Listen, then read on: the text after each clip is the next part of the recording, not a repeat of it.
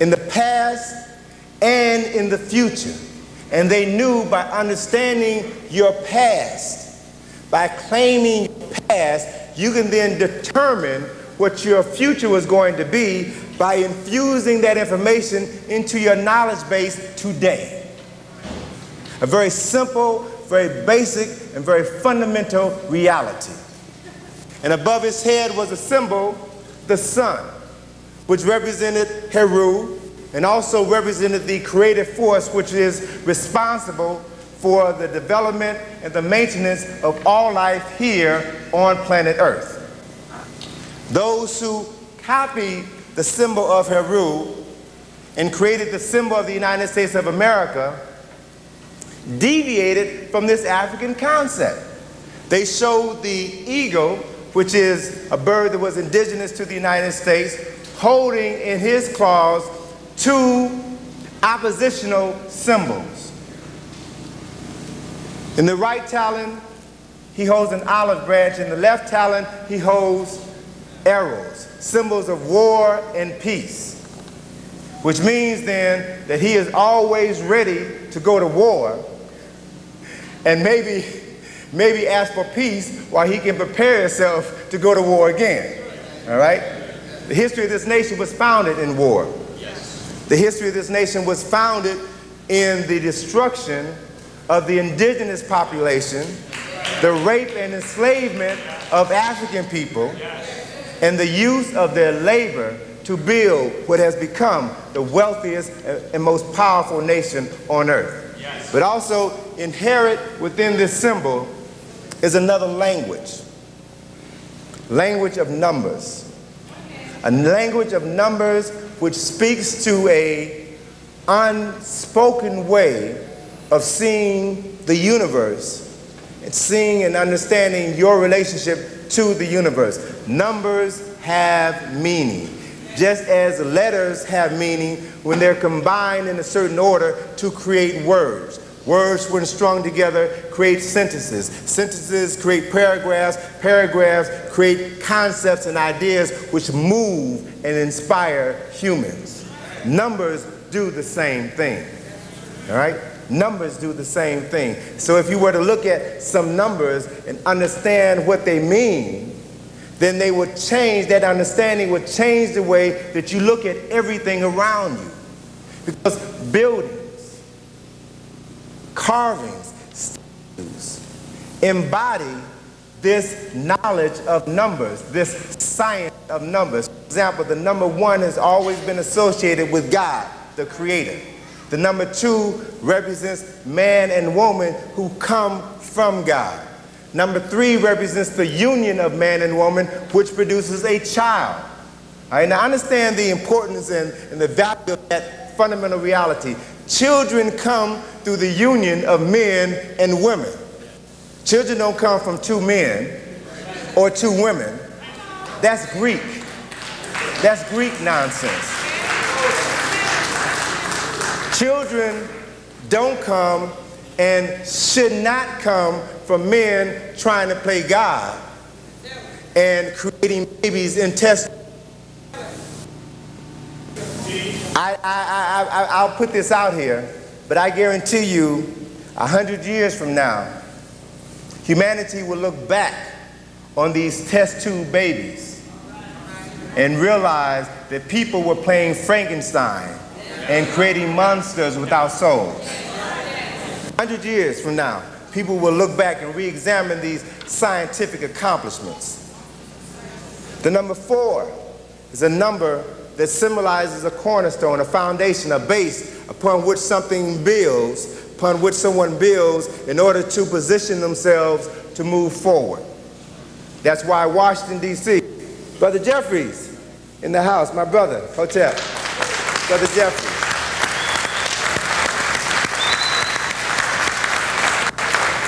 That is the reason why the city of Washington, D.C., when it was designed, was originally designed to be in the shape of a square, 10 miles by 10 miles by 10 miles by 10 miles. This square, this 4-sided symbol, was to represent the cornerstone, the symbolic cornerstone for the establishment of this new nation here in this country.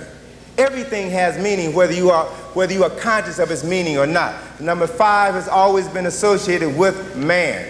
And the word man in this original context comes from the Sanskrit word which means mind. So the word man has no sexual connotation whatsoever. The word man means mind, just as the word woman means the womb that produces the mind. That is how minds are supposed to come into existence, through the female. Number 5 is associated with man, or the mind, because there are 5 basic parts on the human body. Head, 2 arms, 2 legs. Men have 5 fingers, 5 toes, and 5 senses. That's why the Washington Monument was designed to be 555 feet. The designers of that structure knew that in making it, they deviated from the original formula for designing Tekken. Tekken were always designed so that the capstone of the pyramidion was to be 1/10 of the length of the shaft. Following that formula, the Washington Monument should have been a total of 550 feet high, but they added 5 additional feet in order to incorporate this symbolism of the number 5 in this monument, and to reinforce the fact that this monument was built not to honor a czar, but to honor George Washington. Right? So all of this stuff is encoded in architecture and symbols that are all around you. And doing some research on the African origins of architecture and symbolism, I found some phenomenal things about New York City. Remember the prison in New York City that they tore down that used to be called the Tombs? I want someone in this room, matter of fact, let me just charge somebody in this room with the responsibility of finding and sending to me a photograph, an old photograph of the Tombs. Why? Because that building was originally designed with the facade of an ancient Egyptian temple. If you look at the old photographs of this building, you'll see the papyrus columns, the lotus columns. You'll see the winged sun disk. You'll see Kemetic symbols all over that building. Why? Because 100 years ago, there was a movement within most cities in the United States to build prisons in the shape and with the design of ancient Kemetic temples.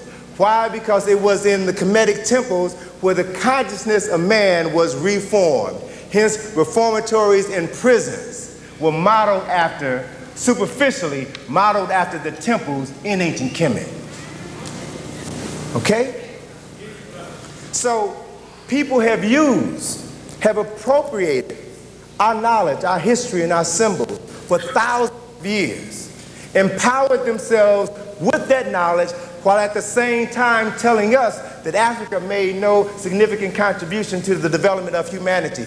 They knew that if they could separate us from the power that exists within our very DNA, within our very genetic structure, psychologically, emotionally, and spiritually, if they could separate us from that knowledge, they could continue to control us. That's the only way they remain in power, through our denial of our true selves. Okay?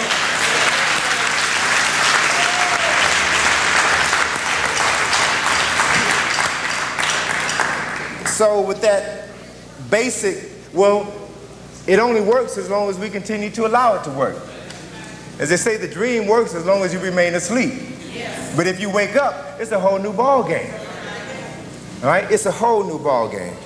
And so what I want you all to begin to understand is why these secrets have been kept away from us. And what they've done over the years in order to ensure that we remain disconnected from knowledge of self. All we have to do is to look back to the writings of ancient Africa, to the writings of ancient Kemet, and studied how people intentionally distorted historical realities. I take you back to 1795. 1795, a Frenchman by the name of Count Volney traveled through Kemet and other parts of the ancient world. And he wrote a journal of his travels called Ruins of Empire. And in that journal, he documented what he saw with his own eyes. And what he saw was the African origins of ancient Kemet. His book was a bestseller in France. It was a bestseller in England. And someone decided, some American publishers decided in around 1795 that they were going to publish an American edition of his bestseller and make some money on this side of the water. They did publish that, and then they ultimately invited Voney to come to the United States to do a speaking tour and book signing. Voney came to the States, looked at the American edition of his book, and then realized that they had omitted several pages and several significant paragraphs, which talked about the importance of history and put it into its correct historical context. I have to acknowledge Dr. Ben for bringing this book to me, or to us, and making us aware of this act. Voney, a passage that was omitted from the 1798 edition of Ruins of Empire, stated that there were a people in ancient times, there were a people now forgotten, who discovered while others were yet barbarians the elements of the arts and sciences. A race of men who are now ejected from society because of their sable skin and frizzy hair, founded on the study of the laws of nature, those scientific and religious principles which still govern the universe. Now, just understand that paragraph and why European Americans saw fit to remove it from that book. That there were in ancient times a people who are now forgotten, who discovered while Europeans were still barbarians. These Africans developed the elements of the arts and sciences. They studied the heavens, they studied nature, and they created those scientific and religious systems which still influence humanity today. White folk could not bear to allow that truth to be spoken, because it would begin to expose their lie. Right? They, see, you know, they had to lie to us and they had to lie to themselves in order to maintain their positions of power. W.B. Du Bois, in his book, The World in Africa, gave an explanation as to this bizarre and inhumane behavior. Du Bois said that there can be but one explanation for this vulgarity of 19th century science. It was due to the slave trade and Negro slavery. It was due to the fact that the rise and the support of capitalism called for a rationalization based upon denigrating and discrediting Negroid peoples.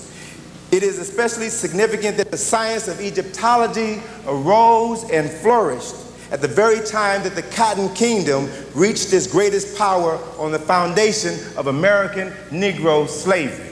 So there was no way on earth that these people were now going to come out and say that the very people that we have enslaved, raped, and stolen are the very people to whom we owe our very existence. They were not ready to do that. And so we've got to begin to be very clear of the European purposes for enslaving our ancestors. We've got to understand that process and be very clear of its impact and its ramifications. As Brother Amos